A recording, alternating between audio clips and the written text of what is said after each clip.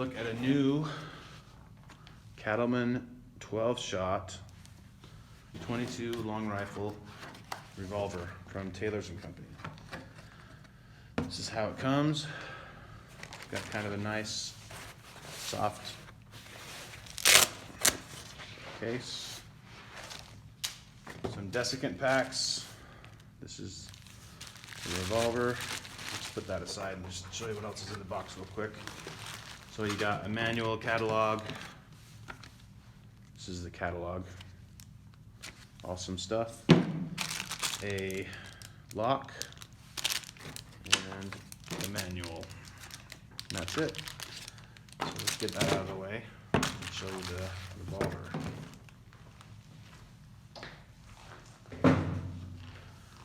So it's nice and oily when you first open it up at your FFL. Still plenty of oil on it.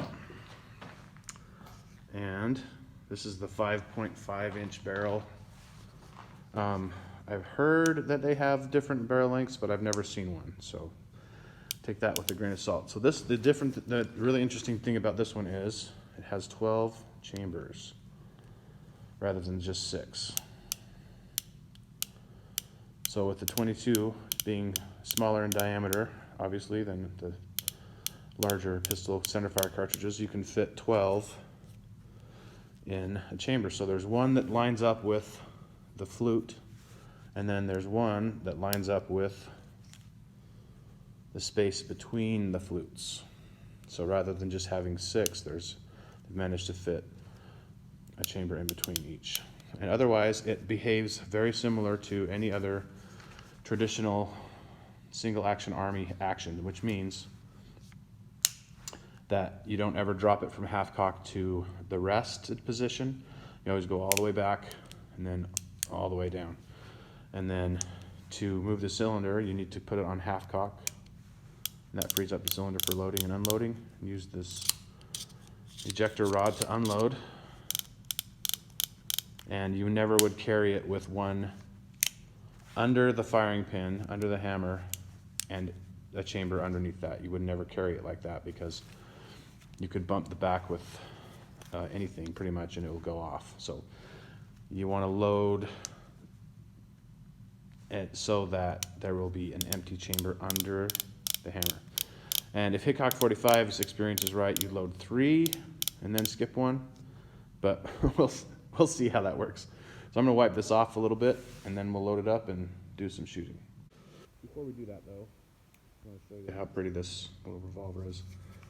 The fit and finish of the grip is pretty good. There's a little bit of, the frame is a little bit proud of the grips here, but that's actually preferable to having the grip be proud of the frame, which can be annoying.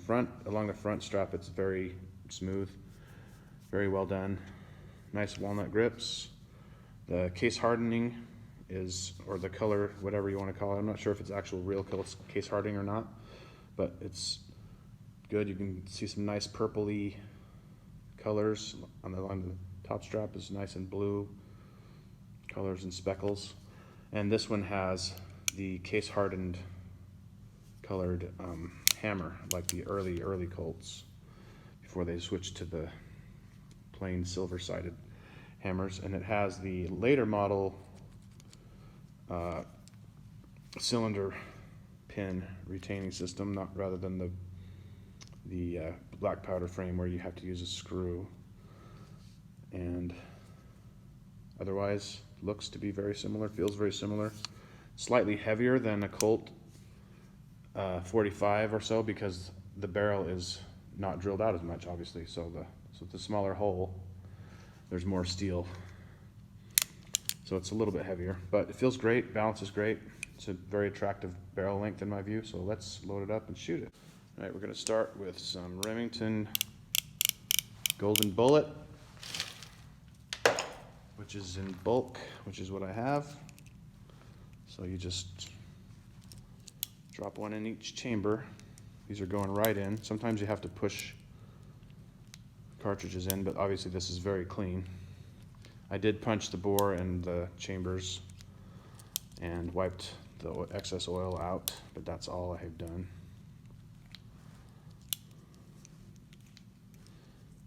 So that's already more than a normal revolver would have.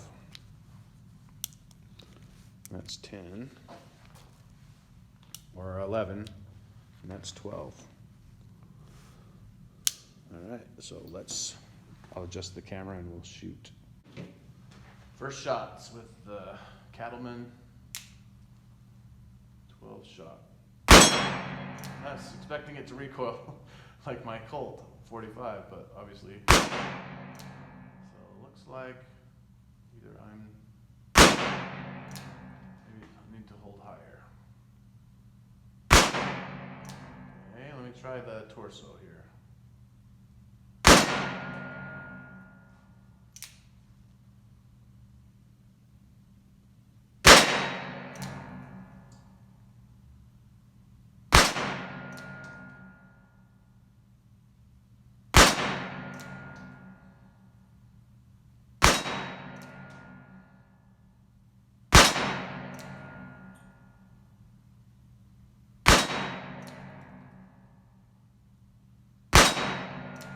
Thing just keeps going. That must be empty now, right? Yeah, that's amazing. That it's interesting to shoot a single action revolver that has 12 shots because your timing is off. Now this is very interesting. Look at this. Whereas on most 22 long rifle caliber revolvers, they typically the firing pin hits the outside edge of the cartridge casing, whereas this one, since it has that central mounted hammer with the firing pin in the usual place or close to it, it hits the inner edge and it hits them nice and hard. Had no malfunctions, and so then to unload, you'd put it on half cock like it is right now, and then you just use your ejector rod, push it out. It's a little bit catchy. That'll probably smooth out with some use. Then just push out the empties and you just keep going because there are 12 of them.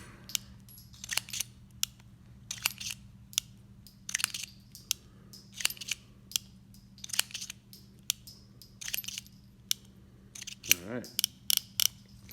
Let's see where we were hitting.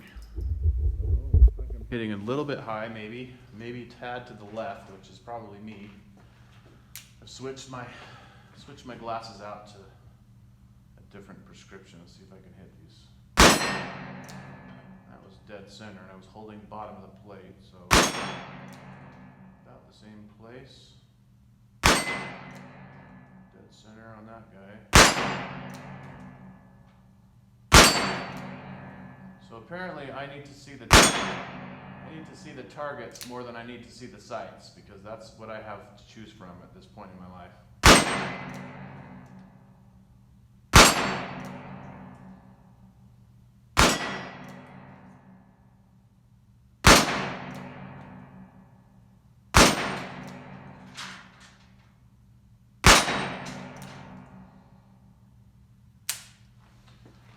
All right, so those are hitting pretty much where I want them to hit. So let's try another camera view, and then I'll shoot some groups. Probably do that off camera so you don't have to watch me. All right, so this time I loaded the load 3, skip 1, load 8 method, which is what I believe Hickok 45 determined worked for him. And that actually ended up with the hammer down on an empty chamber for this. So that's what I recommend doing if you are going to carry this. So let's try some more shots with this handy little, missed that one.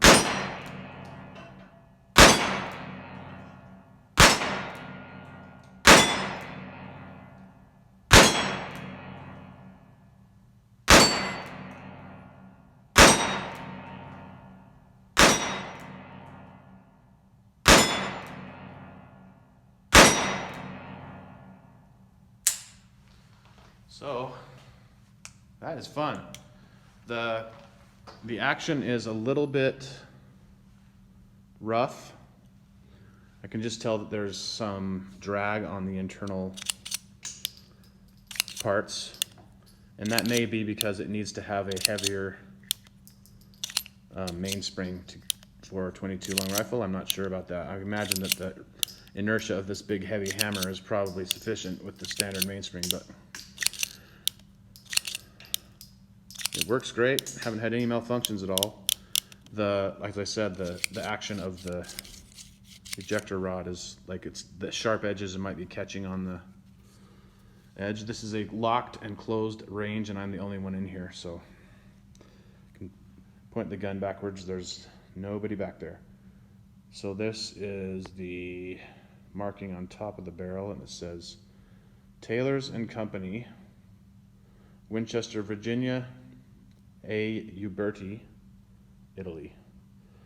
And then on the side it has the caliber marking, which is model 1873 caliber 22 long rifle, and it's nice and tastefully stamped. Has the Colt patent dates on the frame, and otherwise there's no annoying markings. The proof, I don't know if that's a proof house mark or a date mark.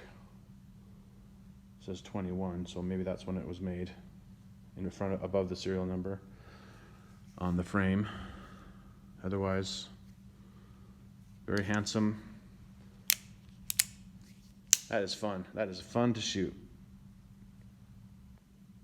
Good looking hog leg. Oops, and it was an exercise in frustration because of my aging eyes. So I could either choose to see a good sight picture or a sharp target, but not both. I couldn't go back and forth. So we'll just shoot the plates, which is what I enjoy anyway.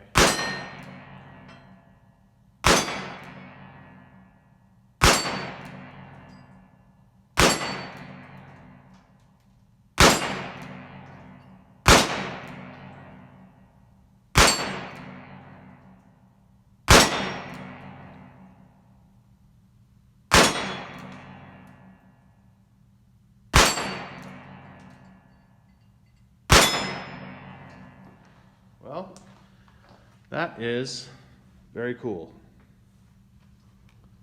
I really like that revolver. I like the fact that you don't have to stop and reload every, there we go, 6 shots. That is pretty cool. It appears to be really well made, and I imagine that the action will smooth out with some use. I would not dry fire this. It looks like there might be a little bit of a cutout at the inside edge of the chambers.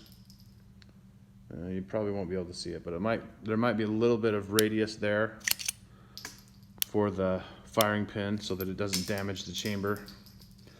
But I still wouldn't dry fire it very much at all if it were me.